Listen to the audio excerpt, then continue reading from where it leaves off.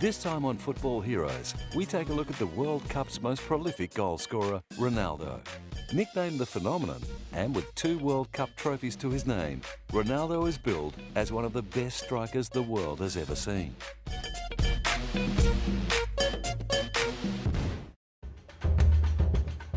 Ronaldo Luis Nazario de Lima, or simply Ronaldo, has wowed the world with his mesmerising ball control, clinical finishing skills and infectious smile for well over a decade. Winner of the FIFA World Player of the Year on 3 occasions, the Brazilian is a true icon of the world game. He was born into a humble family on September 22, 1976, in Rio de Janeiro, Brazil. He was the youngest of 3 brothers and was quick to show signs of his incredible talent. Whether he was playing on the beach with his friends or in the back streets with his brothers, Ronaldo's love of life and football was infectious. Even today, his former neighbours are proud to be associated with the superstar. We are all in agreement with calling it Ronaldo Nazario, and we are proud to live on Ronaldo Nazario Street. Ronaldo's football career began at Valkyrie, a local football team in the suburbs of Rio. In 1993, he was spotted and signed by Cruzeiro, one of the largest football clubs in Brazil. At the tender age of 16, he scored 12 times in his first 14 Brazilian Championship games. The following season, he found the back of the net another 23 times, leading the competition on score and helping Cruzeiro to the title. Despite playing against men twice his age, Ronaldo seemed to enjoy the challenge. His star was on the rise. He played well and stood out, but we never thought he would be the phenomenon, that he would be such a brilliant star. So impressive were his first 2 seasons at Cruzeiro that he caught the attention of Brazil's national selectors. And like Pelé before him, he was just 17 when he got the call to join Brazil's FIFA World Cup squad. Although he didn't score any match time, being part of a World Cup winning squad no doubt gave him an invaluable insight into what it takes to get to the top. On returning home from the 1994 World Cup, he was quickly signed by the Dutch club PSV Eindhoven. Ronaldo had an immediate impact, scoring 42 goals in 46 league appearances, claiming the title of Eredivisie top scorer and helping PSV win the Dutch Cup in 1995. However, in 1996, defenders all across the Netherlands heaved a sigh of relief when he was transferred to Spanish club FC Barcelona.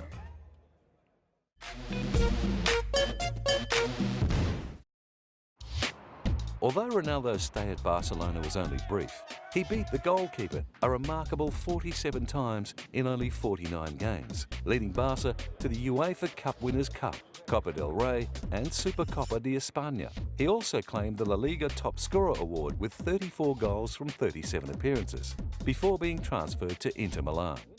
Ronaldo is free of any contractual obligation to FC Barcelona after having validly bought out his employment contract with the Spanish club. Signed for a then world record fee, Ronaldo's transfer to Inter would present the budding international star with brand new challenges, as he helped Inter Milan to the UEFA Cup win in 1998. But then in November 1999, tragedy struck, when his knee buckled under him, forcing him to limp from the field. Returning too soon to the field in 2000, he injured his knee for a second time. After lengthy rehabilitation, Ronaldo finally made his return to football in early 2002. The phenomenon ended up playing just 16 games for Inter before being transferred back to Spain, but this time to Real Madrid. To put it mildly, the excitement surrounding Ronaldo was reaching fever pitch.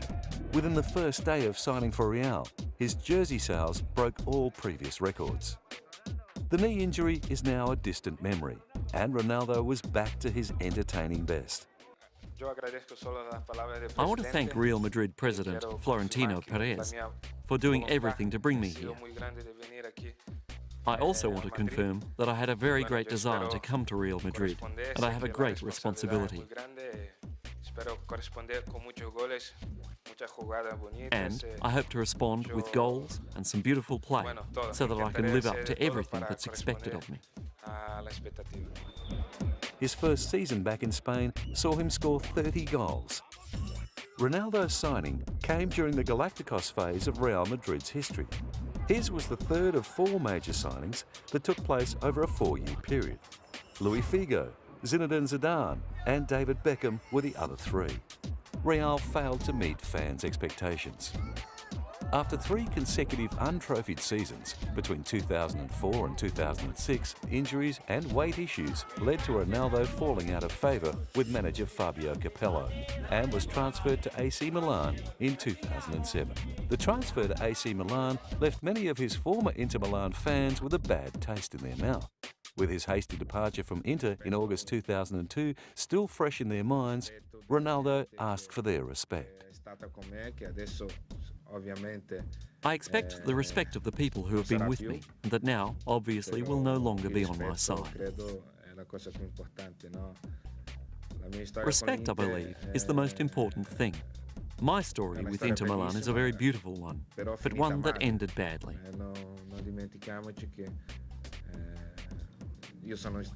Let's not forget that the team's coach basically compelled the management to sell me.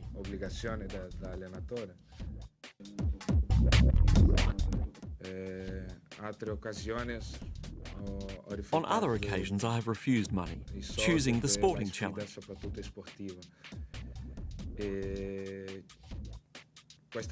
This time as well, I had offers from Saudi Arabia and the United States. I could also have stayed in Madrid.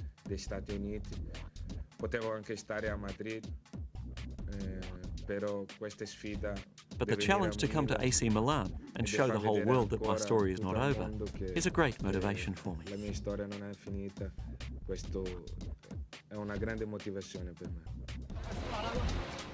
Unfortunately though, his footballing journey in Italy was on its last legs. Playing only 20 games for AC Milan and scoring just 9 times, he left the pitch after going down heavily during a 1-1 Serie A draw at home to Livorno. Scans revealed that the 3-time World Player of the Year had ruptured a ligament in his left knee and his career in Italy was over. Once again, Ronaldo was faced with the grueling task of rehabilitation. Flamengo, one of the larger Brazilian football clubs, gladly opened their doors to the ageing champion, allowing him to train with them on his road to recovery. As Ronaldo's fitness improved, the excitement of his return to Brasileiro grew with each passing day. Although he wasn't committed to any club, Flamengo seemed to have the deal wrapped up.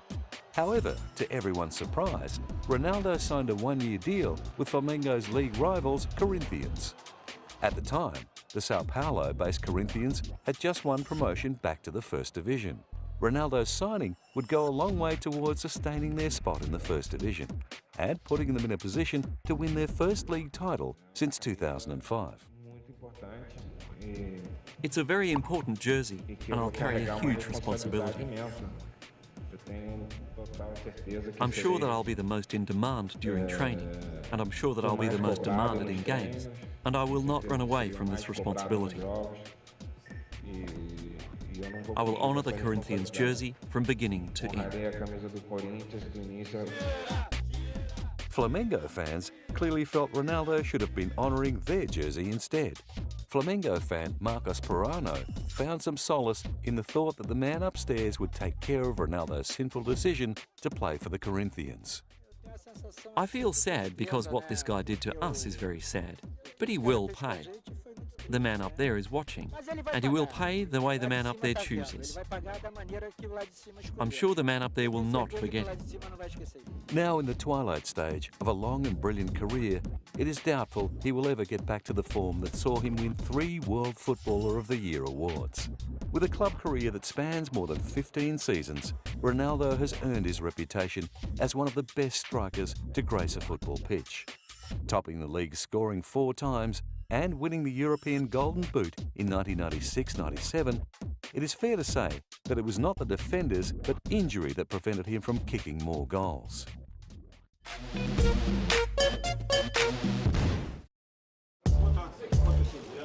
Despite his amazing club record, there is no question that Ronaldo made his real mark on the international stage when he debuted for Brazil in 1994 in a friendly against Argentina. In his first World Cup in 1994, he was part of the victorious Brazilian squad.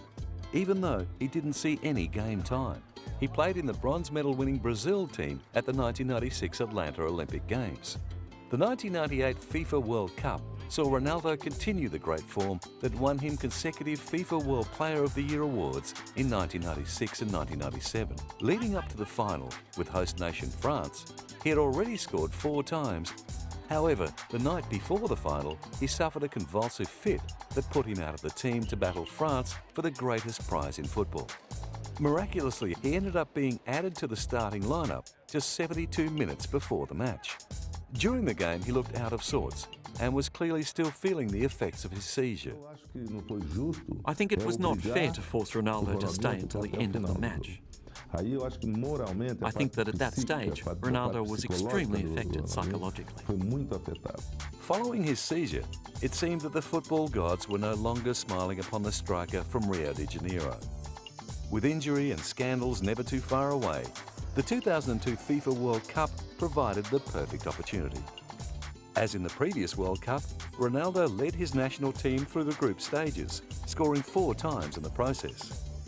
With the sour taste of defeat still in his mouth from the match against France, he scored twice more in the lead-up to the final, including the only goal in the semi-final against Turkey. With Germany the only remaining obstacle between Ronaldo and the World Cup trophy, Ronaldo scored twice in the final, leading Brazil to a 2-0 victory and claiming their 5th World Cup. With 8 goals to his name for the tournament, Ronaldo deservedly won the Golden Shoe. Despite his incredible performance, he was just beaten by German goalkeeper Oliver Kahn for the Golden Ball awarded to the most valuable player. The 2006 World Cup was Ronaldo's 4th. Despite the controversy over his dramatic weight gain, he continued to be selected in the starting lineup. On scoring his first goal for the tournament against Japan, he became the 20th player ever to score in 3 different World Cups. He scored twice more during the tournament, leaving him with the all-time World Cup final scoring record of 15. Brazil was knocked out of the 2006 World Cup in the quarter-finals by France, their worst result since 1990. As a result, new manager Dunga is committed to ending the star culture within the Brazilian national team. Although Ronaldo hasn't played a game for Brazil since, he may yet gain selection if his fitness improves. We are only going to see the Ronaldo of our dreams in 4 to 6 months, because his return to fitness will be much more difficult than the other players who took part in the pre-season. There is no doubt that Ronaldo would love to play in a 5th World Cup. However, he is facing an uphill climb to prove he is fit enough. Currently sitting on 69 goals from 97 appearances for his national team, Ronaldo is 15 goals away from becoming the all-time greatest goal scorer for Brazil. Not only does he hold the record for the most goals kicked in World Cup history, but he is also the 2nd player ever to score at least 3 goals in each of 3 World Cups. Despite being pipped at the post in 2002, he had already claimed the World Cup Golden Ball in France in 1998.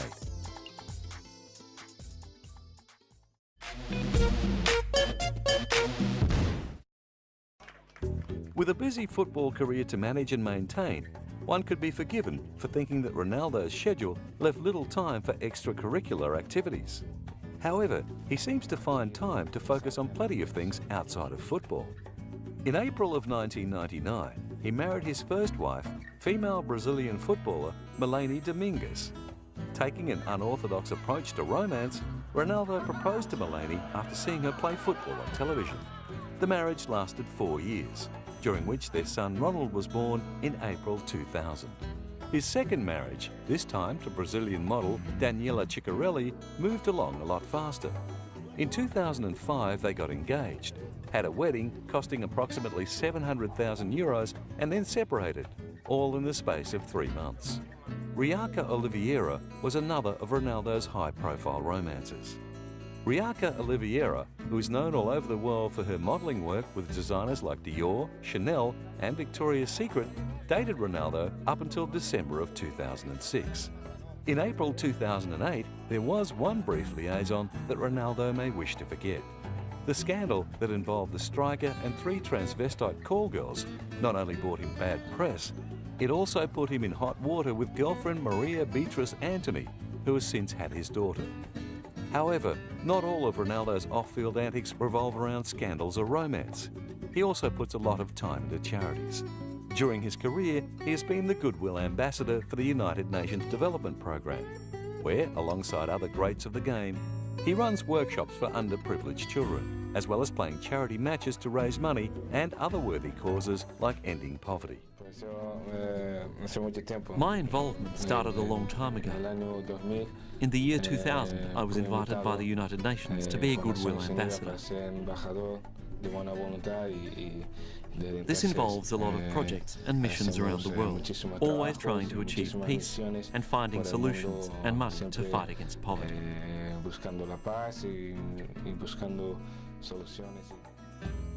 With so much dedication needed to play football at the highest level, it is incredible that players like Ronaldo can find the time to give back to the community. It has set a great example for the next generation of elite footballers to follow.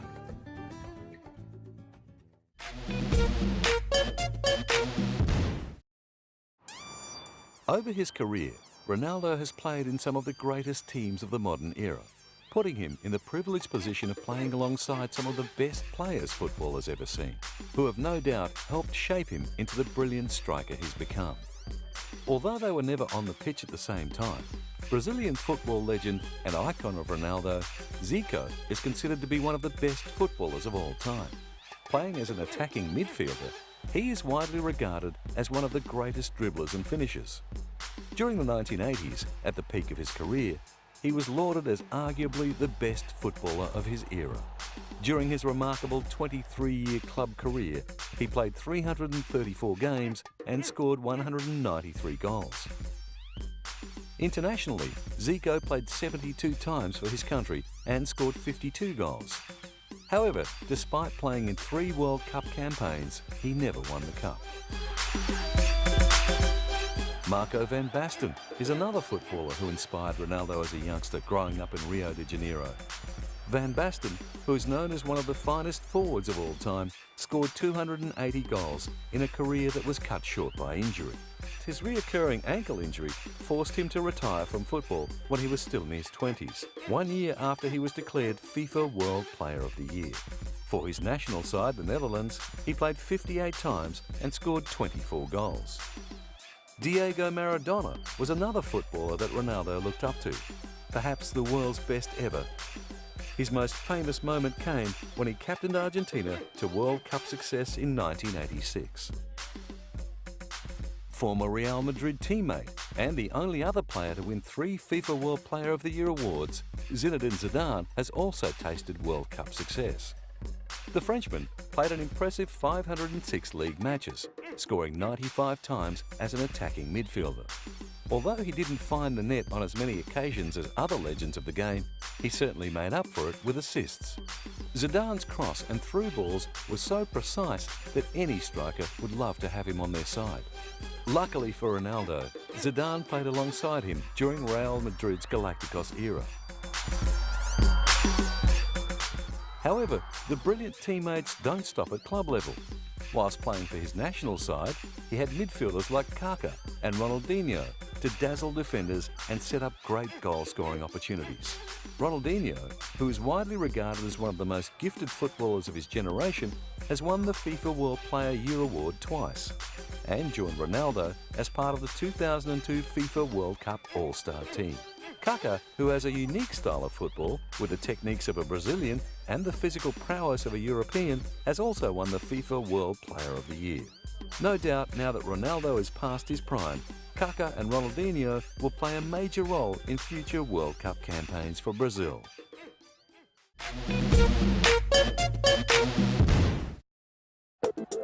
Ronaldo's fun personality and infectious smile, not to mention his incredible football talent, made him one of football's first marketable superstars. With over 190 million football-mad people living in Brazil, any player who makes it to the national side is crowned an instant hero. And one as talented as Ronaldo, who wins his country a World Cup, becomes a football god. Like the legends before him, Ronaldo was awarded the honour of leaving his footprints at Maracana Stadium's Walk of Fame. In June 2004, his footprints joined the likes of Brazilian football stars Pelé, Zico, Romario and Zagallo. Maracana Stadium will be the home of the 2014 World Cup, the second time the stadium will host the event. The stadium is an icon of football in Brazil, and Ronaldo was overwhelmed by the honour. I am privileged because I can do what I enjoy. To be rewarded as a player who is making history through his tribute. While he was recovering from his knee surgery in 2000, he funded a Brazilian version of the Valladolid debate by French playwright Jean-Claude Carrière. The play, which is set in the 16th century, explores the treatment of Indians in newly discovered South America. I believe that this is a beautiful thing.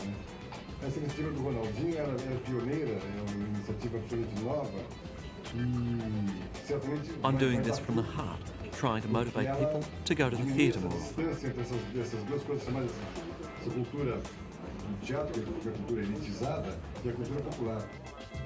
It's not only the arts that Ronaldo has ploughed his money into. Along with two-time Formula One world champion Emerson Fittipaldi, he was co-owner of Brazil's entry to A1 racing in 2005. With a large motorsport following in Brazil, the team has massive marketing potential. And Ronaldo knows all about that. His own marketability as a young football star was what Nike saw when they signed up as a sponsor all those years ago. The Brazilian striker was one of the first footballers to loosen the purse strings of the massive sportswear manufacturer's marketing budget, which was formerly committed to American sports like basketball. However, the massive endorsements and benefits that Ronaldo has received over the years from Nike, not to mention his lifetime contract worth around 70 million euros, has had some downsides. In 1998, there were rumours that the sportswear giant pretty much forced him to take the field in the World Cup final, despite clearly being unwell. True or not, luckily for everyone involved, Ronaldo didn't do any lasting damage and was able to go on to reach more dazzling heights in his career. The winner of around 50 personal honours so far, he is one of the most decorated footballers the game has ever seen. After taking out countless Player of the Year awards, top scoring trophies and Team of the Year awards, it would be fair to say that the Laureus Comeback of the Year award in 2002 that marked his return from injury holds a special place in his heart.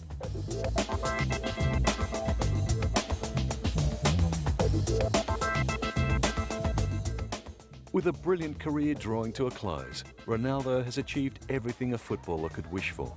He's won titles at every club he's played for. And that's just the tip of a trophy cabinet overflowing with hallowed treasures. The most notable of which would be his 3 FIFA World Player of the Year awards and his 2 Ballon d'Ors for the European Player of the Season.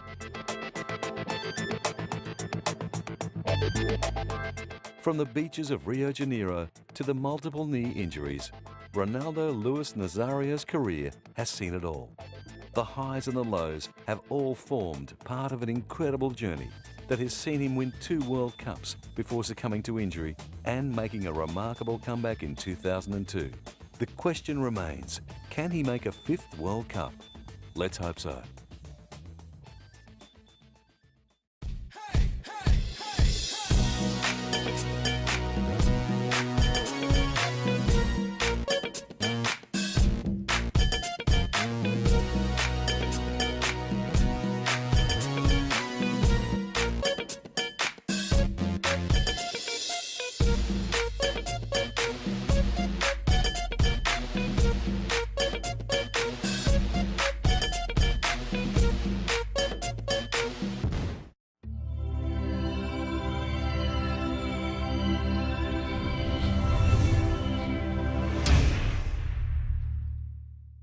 Pelé before him, he was just 17 when he got the call to join Brazil's FIFA World Cup squad.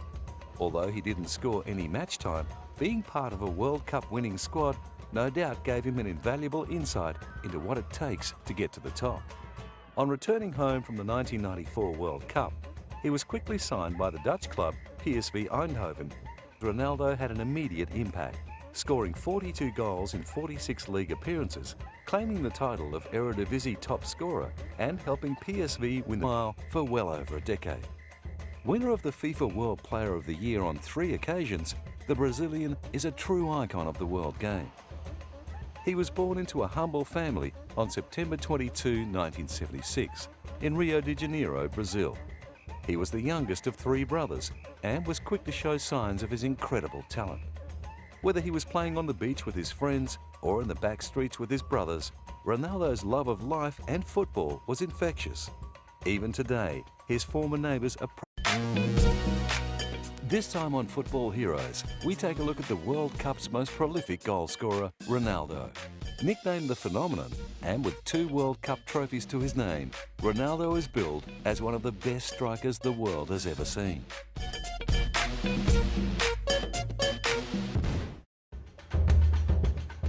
Ronaldo Luis Nazario de Lima, or simply Ronaldo, has wowed the world with his mesmerising ball control, clinical finishing skills and infectious proud to be associated with the superstar. We are all in agreement with calling it Ronaldo Nazario, and we are proud to live on Ronaldo Nazario Street. Ronaldo's football career began at Valkyrie, a local football team in the suburbs of Rio. In 1993, he was spotted and signed by Cruzeiro, one of the largest football clubs in Brazil. At the tender age of 16, he scored 12 times in his first 14 Brazilian Championship games. The following season, he found the back of the net another 23 times, leading the competition on score and helping Cruzeiro to the title. Despite playing against men twice his age, Ronaldo seemed to enjoy the challenge. His star was on the rise. He played well and stood out, but we never thought he would be the phenomenon, that he would be such a brilliant star. So impressive were his first 2 seasons at Cruzeiro that he caught the attention of Brazil's national selectors. And like